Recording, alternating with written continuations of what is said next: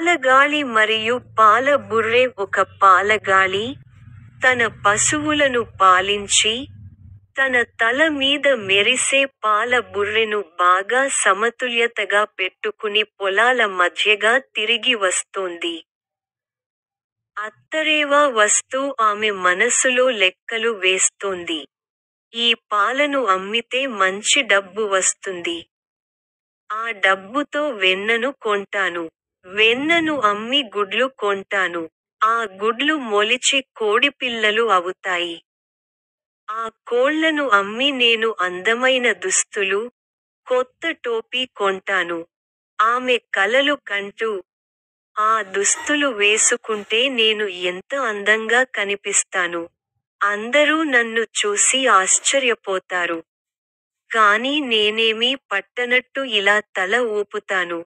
అనుకుంది గర్వంతో. తల ఊపగానే ఆ పాల బుర్రె పడిపోయింది. పాలు మొత్తం నేలమీద పారిపోయాయి. ఆమె కలలన్నీ, ఆశలన్నీ నీరుగారిపోయాయి.